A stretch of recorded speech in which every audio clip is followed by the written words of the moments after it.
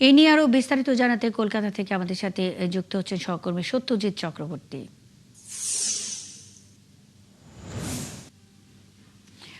সত্যজিৎ, শপথ অনুষ্ঠান কখন শুরু হবে, প্রস্তুতি কেমন দেখছেন? সিনিয়র নেতৃবৃন্দের মধ্যে আর কে কে মন্ত্রী হতে পারেন, এ বিষয়ে কিছু জানতে পেরেছেন কিনা?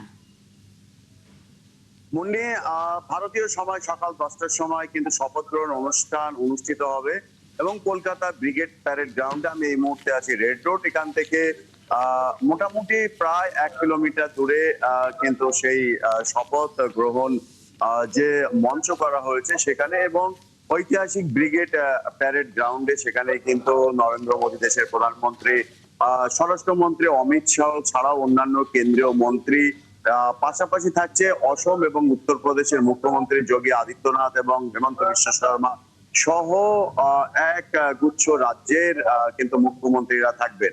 এবং যেটা প্রাথমিকভাবে জানা যাচ্ছে যে এই প্রায় 5 দশক বাদে কিন্তু বাংলার বিপ্লবী যে ভূমি বলা হতো পূর্ব মেদিনীপুর, পশ্চিম মেদিনীপুর, অধুনা এখন আর কি তৎকালীন মেদিনীপুর, সেই মেদিনীপুর এখন পাওয়ার কেন্দ্র। এবং সেই মেদিনীপুরের ছেলে শুভেন্দু অধিকারী, তিনি 6 বছর আগে কিন্তু তৃণমূলে ছিলেন মমতা বন্দ্যোপাধ্যায়ের ক্যাবিনেট মিনিস্টার। 6 বছর বাদে কিন্তু তিনি পশ্চিমবঙ্গের মুখ্যমন্ত্রী হচ্ছেন বিজেপির। আর এই 6 বছরে দুবার তারই সহকর্মী এক সময়কার মমতা বন্দ্যোপাধ্যায়কে হারিয়েছেন। তো স্বাভাবিকভাবে বাংলার রাজনৈতিক ইতিহাসে এ ধরনের ঘটনা ব্যতিক্রম। পাশাপাশি এদিন কিন্তু রাজ্যের বিভিন্ন জেলা থেকে লোকজন আসছে। আপনি দেখছেন যে আমার পিছনে কিন্তু লোকজন আসছে এবং এখনো পর্যন্ত কিন্তু এই যে দেখুন যে যাচ্ছে এখানকার আর কি যে শপথ গ্রহণ অনুষ্ঠান, সেই শপথ গ্রহণ অনুষ্ঠানে অংশ নিতে। আপনি জানেন আজ 25শে বৈশাখ, রবীন্দ্র জয়ন্তী। তো মাইকে কিন্তু সকাল থেকেই বাজছে রবীন্দ্রসঙ্গীত।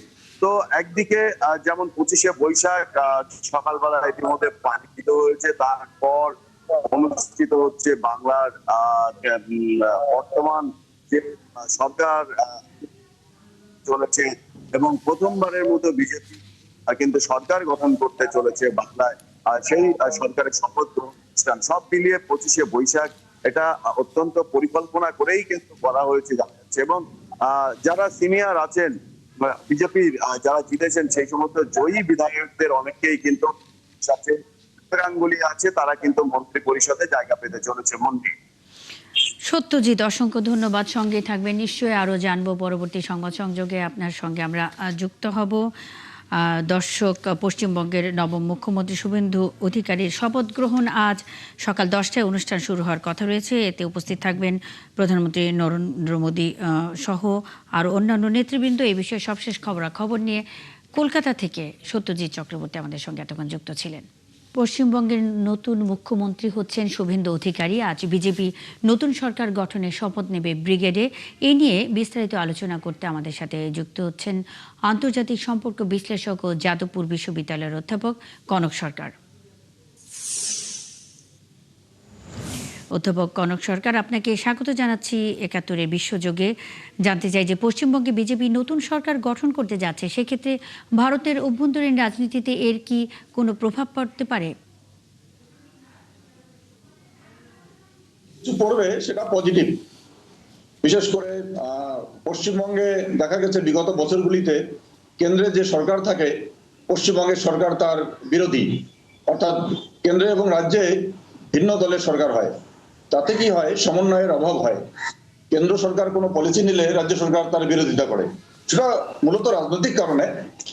বিশেষ করে বাংলাদেশের সঙ্গে সম্পর্কের ক্ষেত্রে এটা খুবই উপকারী হবে, কারণ কেন্দ্র এবং রাজ্যে একই সরকার। ফলে কেন্দ্র কোনো পলিসি নিলে, কোনো সিদ্ধান্ত নিলে আগে যে রাজ্য সরকারের বিরোধিতা করত, এখন সেই সুযোগটা থাকবে না। অধ্যাপক কনক সরকার, বাংলাদেশ ভারত সীমান্ত, তিস্তা পানি বন্টন ও বাণিজ্য ইস্যুতে নতুন পশ্চিমবঙ্গ সরকার কি কেন্দ্রীয় সরকারের সঙ্গে আরো সমন্বিত অবস্থান নিতে পারে? অবশ্যই, এটা খুবই একটা ইতিবাচক দিক হবে। যে কথাটা বলছিলাম যে এতদিন মমতা ব্যানার্জি শুধুমাত্র রাজনৈতিক কারণে বাংলাদেশ সম্পর্কে কেন্দ্রীয় সিদ্ধান্তগুলিকে বিরোধিতা করে আসছিল, যার ফলে তিস্তার পানি বন্টন বা গঙ্গার পানি বন্টন রিনিউ করার যে সুযোগ এসেছে সেগুলি কিন্তু মাঝপথে আটকে রয়েছে। আলোচনা তেমন একটা এগোয়নি, ডিপ্লোম্যাটিক পর্যায়ে এগুলো রয়ে গেছে। এখন কেন্দ্র এবং রাজ্যে একই সরকার আসাতে এটা সুবিধা হবে বলে আমার মনে হয়। এই কারণে আমাদের যুক্তরাষ্ট্রীয় রীতি অনুযায়ী কেন্দ্র কোনো সিদ্ধান্ত গ্রহণ করলে প্রতিবেশী দেশ সম্পর্কে, তাহলে তার সংশ্লিষ্ট রাজ্য সরকারের একটা অনুমোদন নিতে হয়। এতদিন মমতা ব্যানার্জি সেটা দেয়নি। এবার মনে হয় আর সেই বিষয়টাতে কোনো বাধাবিঘ্ন থাকবে না। অধ্যাপক কনক সরকার, অসংখ্য ধন্যবাদ যুক্ত হয়ে আলোচনায় অংশ নেওয়ার জন্য। দর্শক, পশ্চিমবঙ্গের নতুন মুখ্যমন্ত্রী যুক্ত হচ্ছেন মুখ্যমন্ত্রী হচ্ছেন শুভেন্দু অধিকারী। আজ বিজেপি নতুন সরকার গঠনের শপথ নেবে ব্রিগেডে। এ নিয়ে বিস্তারিত আলোচনা করতে আমাদের সাথে যুক্ত ছিলেন আন্তর্জাতিক সম্পর্ক বিশ্লেষক ও যাদবপুর বিশ্ববিদ্যালয়ের অধ্যাপক কনক আহমেদ।